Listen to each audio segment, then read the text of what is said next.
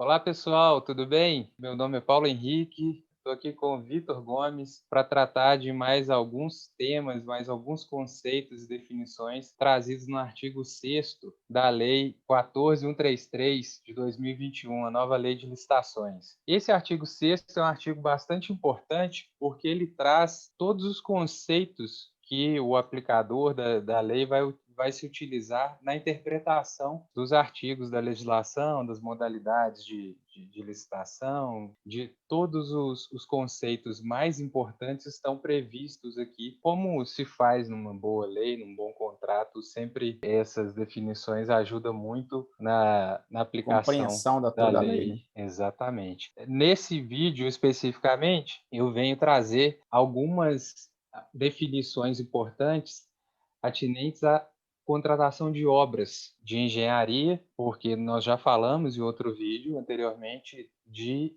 compras e serviços, né, de bens e serviços, e esse vídeo vai ser dedicado especificamente à questão das obras, dada a relevância desse tipo de contratação para a administração e a especificidade dela também. Primeira coisa que eu acho importante pontuar é que a nova lei trouxe uma conceituação mais bem detalhada do que vem a ser obra, porque a legislação anterior, a Lei 8.666 de 93, trazia a conceituação de obra por exemplificação, né? No seu artigo 6º, inciso 1, ela falava ali alguns tipos característicos de obra como exemplo, como um rol exemplificativo. E a nova lei já traz um conceito de que obra é atividade essencialmente e obrigatoriamente exercida por engenheiros e arquitetos com grau de complexidade, um conjunto de intervenções que venham a gerar uma inovação na natureza ou uma alteração significativa no objeto no qual está se fazendo essa intervenção. É um conceito mais elaborado, mais bem estabelecido, bem delineado que na legislação anterior. Então, acho que nesse ponto é um avanço interessante. Uma outra questão que eu acho interessante pontuar é a do estudo técnico preliminar, que é todo o estudo da fase interna da licitação, aonde a administração vai verificar a viabilidade de contratação, o tipo de obra que vai ser feita, a solução, a metodologia técnica que vai ser aplicada para determinada obra. E aí, desse estudo técnico preliminar, vai se originar um anteprojeto, projeto básico, projeto executivo, ou, eventualmente, um termo de referência, quando for o caso. E tudo começa por aí, né, Paulo? A partir do momento que que a administração pública faz um estudo preliminar, ali, um estudo técnico preliminar bem feito, bem tecnicamente realizado, ela vai conseguir realizar um procedimento de licitatório mais tranquilo e que traga, sim, mais benefícios para o interesse público. E aí, nesse estudo técnico preliminar, apesar dele não ser tão aprofundado quanto o projeto básico, o projeto executivo, tudo, já tem que se prever as técnicas que vão ser aplicadas, já tem que ter um mínimo de noção da sondagem de terreno, de especificações de solidez e segurança da obra, para poder se verificar o interesse público e a viabilidade da contratação. E aí, a gente passa para o projeto básico, né, que vai ser desenvolvido posteriormente, já aprofundando melhor esses conceitos, trazendo para o edital exatamente o escopo da obra que vai ser realizada, as fases dessa obra, o material, uma série de definições para que o licitante, ao analisar o edital, saiba exatamente o que ele vai ter que fornecer. As obras mais complexas de engenharia costumam trazer também outros requisitos no edital, que são o projeto executivo, que traz um detalhamento ainda maior das fases, de quantitativos e todos os requisitos daquela obra que está sendo contratada. E tem uma alteração, uma inovação que eu achei muito interessante na nova lei, que é a questão da matriz de riscos, que já traz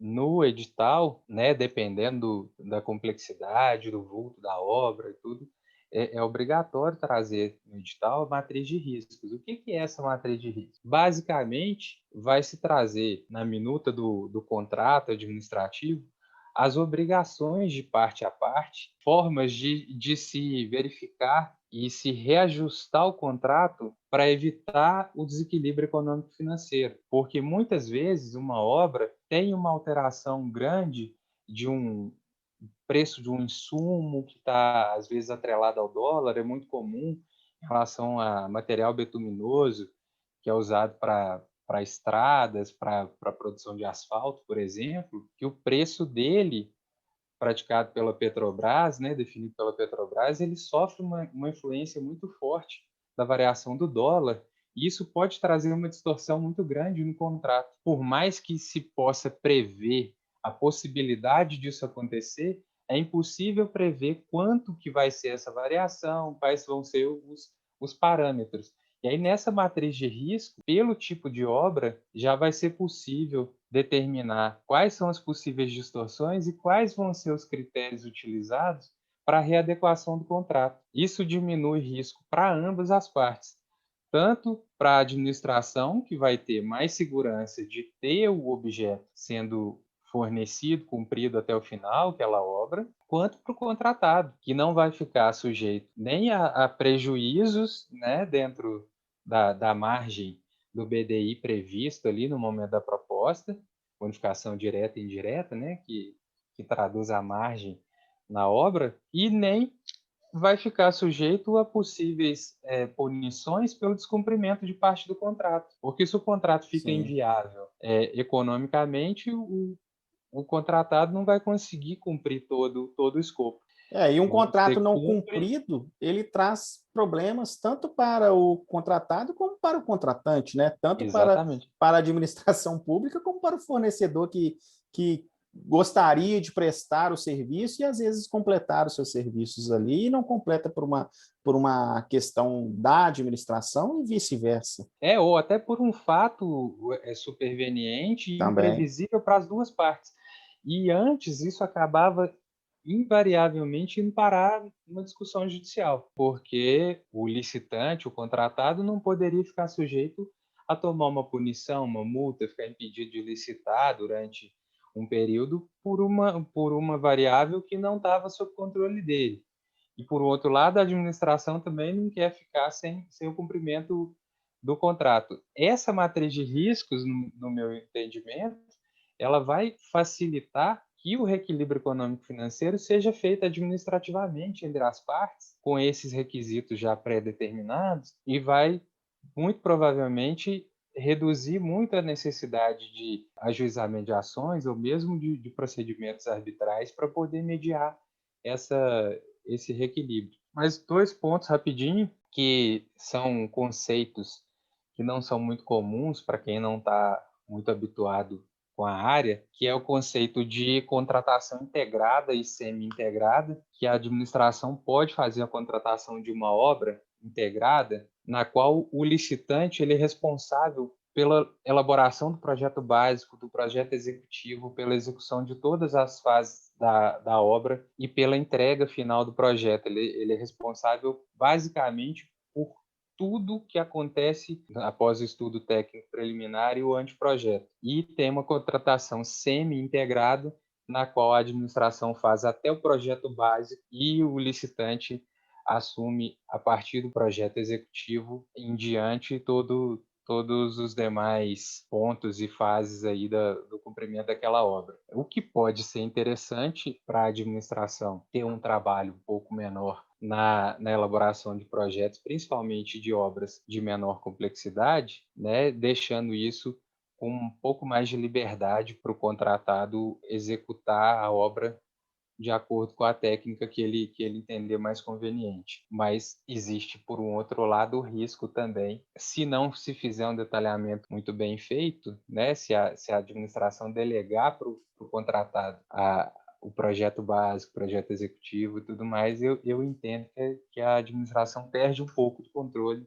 do resultado final, daquilo que ela está objetivando contratar. E um último ponto que eu queria ressaltar, que é a conceituação de licitação internacional, que é quando se admite a participação de licitantes estrangeiros no certame. Existe a possibilidade, inclusive, de cotação de preços em moeda estrangeira e também pode ser utilizado, pode ser interpretado esse conceito de licitação internacional quando parte ou todo o objeto, né, contratado, seja uma obra, um serviço, tenha que ser prestado em território estrangeiro, apesar da licitação acontecer e ser regida pela legislação brasileira e tudo mais, parte ou todo o objeto vai ser executado no estrangeiro. Basicamente são esses os pontos mais relevantes, mais importantes que eu pensei, né, que a gente conversou sobre essa parte aí do artigo 6º, das definições relativas a obras. É isso aí, pessoal. Um grande abraço e até o próximo vídeo. Um abraço, até mais.